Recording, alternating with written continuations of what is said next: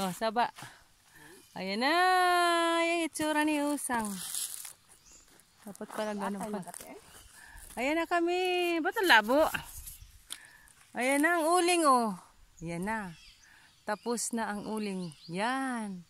Binuhusan ng tubig ng aking kapatid. Ang itsura namin. Ganito kami dito. Sa Maynila pa sexy-sexy. Pagdating dito naka-sweater. Also, kay mama pa sa baba yan, kay mama yan. Ayun na, tapos ibibilad. Yan, kita nyo ba? Nilapag ko yung cellphone. Kasi yung lagayan ko ng cellphone dito iniwasan. Ayan na. O yan. Ang init na mag-uling. Ang sarap magsaing ng mag-uling. Pero ang hirap. Ayan, kapatid ko. So, kapag may plastic kayo, dyan sa mga ate ko dyan, wag yung itapon. Pwede kong tahiin sa makina at palaparin hanggang sa lumaki. Kasi gamit pala ng bunso natin dito, oh.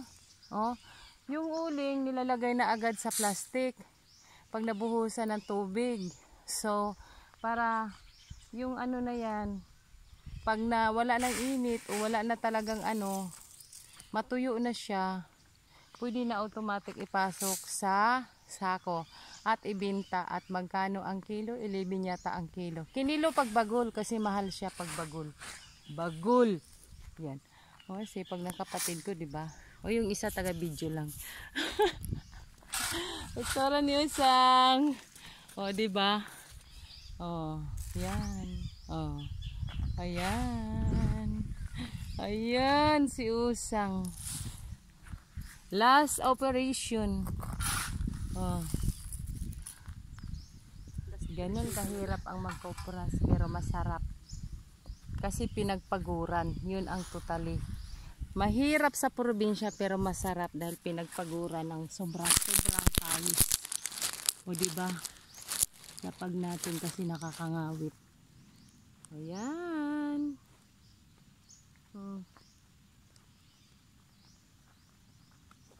Ang liliit ng ano? Oh, sobrang liit. Ano, paikot lang?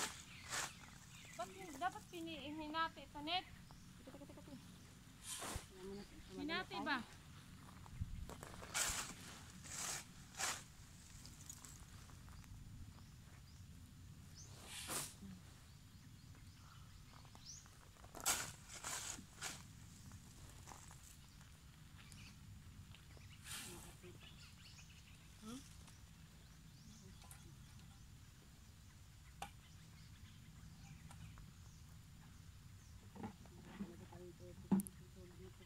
Ha? Kulang pa ang tubig? Grabe. Ang itsura ni Usang, oh. Robot. Ang baba kay mama, ang taas kay Darren. O, diba?